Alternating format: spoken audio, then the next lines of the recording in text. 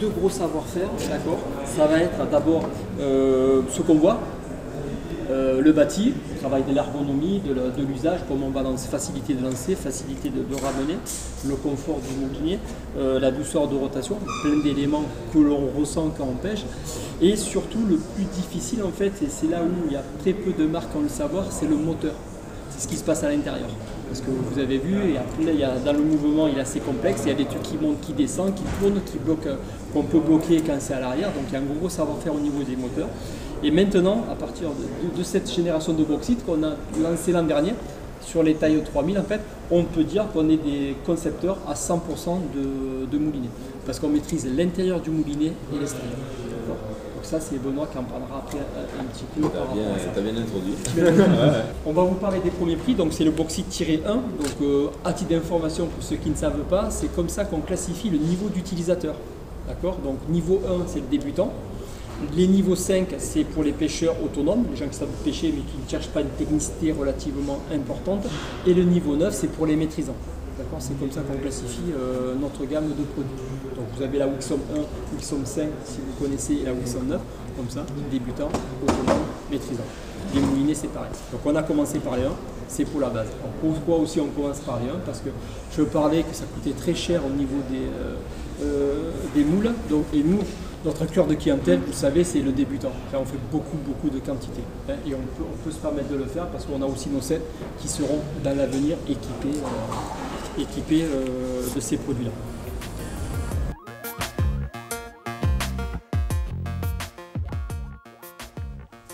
C'est le bordel certes, mais c'est très utile. C'est l'endroit où on vient recevoir des magasins, ce qu'on appelle les R&D, les défectueux. Ah ouais, okay. C'est-à-dire que tous les défectueux qui reviennent en magasin, on a la possibilité de les commander via un logiciel interne et on les reçoit ici. Tiens. Exactement. Et chaque ingénieur responsable d'une typologie de produit, il les récupère. Donc là, on a en plus les informations sur le produit, on a le nom du client, le numéro du client souvent, s'il est encarté. Ce qui fait qu'on vient analyser les produits, on vient appeler le client si on ne comprend pas le défaut, et on vient du coup enrichir ce que je disais tout à l'heure, notre testing book et nos méthodes de test et faire les modifs qualité. Okay. Donc ça c'est alors autant Lolo il disait il y a 4-5 marques qui savent faire des moulinets, ça on est les seuls au monde.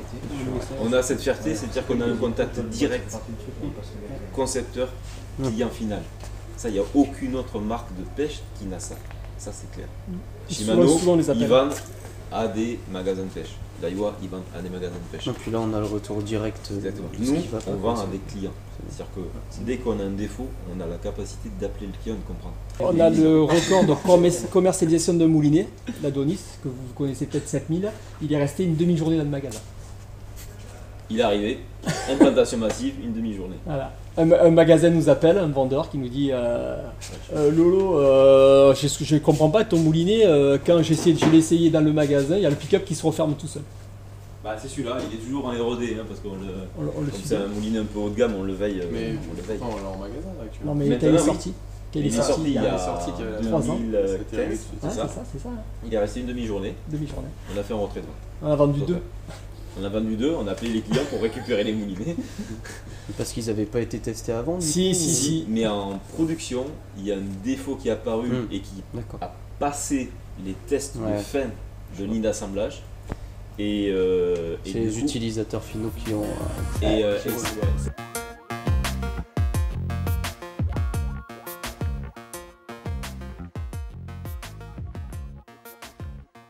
Ça, c'est juste un banc qui nous sert à faire des tests de traction.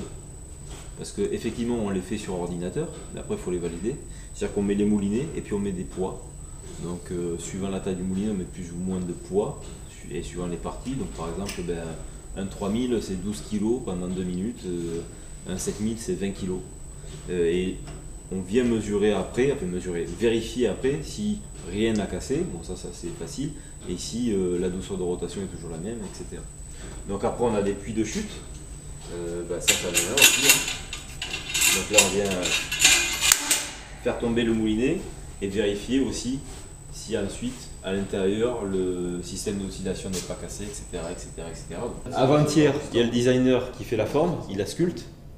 Il la sculpte ici, avec le Dremel, avec tout ce qu'il a besoin.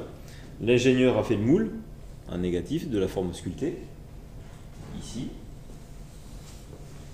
Il a coulé du plomb, il a fait son jig, ils l'ont peint dans la cabine, et ils sont allés l'après-midi le tester en usage. Donc voilà, c'est vraiment la vocation, c'est le meilleur exemple, c'est la vocation de cette pièce, c'est valider très vite des idées, des concepts.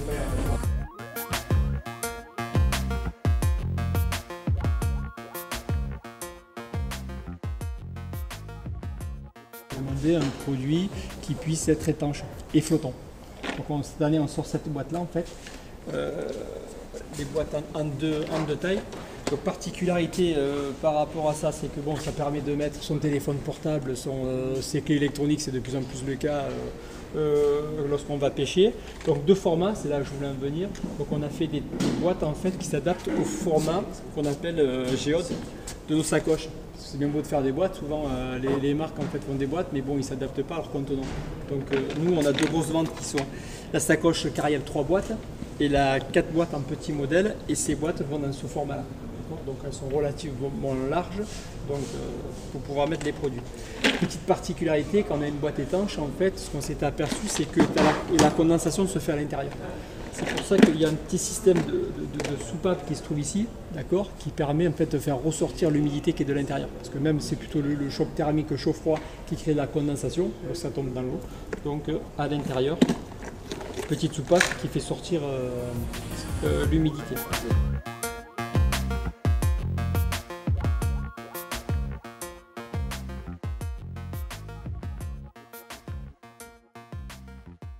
Ouais, elle a une forme un petit peu particulière parce que en fait, c'est un produit prémonté qui est destiné surtout aux débutants.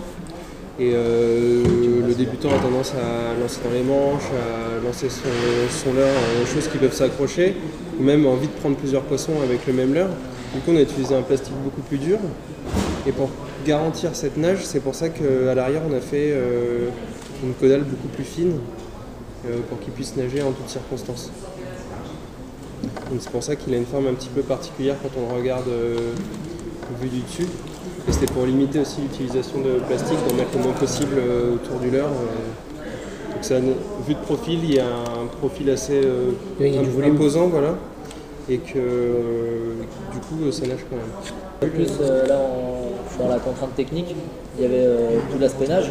Il y a aussi le plomb. Le prix. Voilà, on va le sortir à 1,29 €.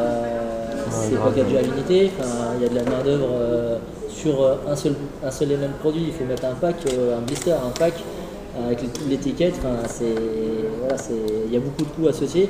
Donc sur le produit en lui-même, on a vraiment fait comme on dit chez nous, un design to cost, c'est-à-dire avoir le produit le plus affiné, le mieux conçu possible pour que ça nous coûte le moins cher.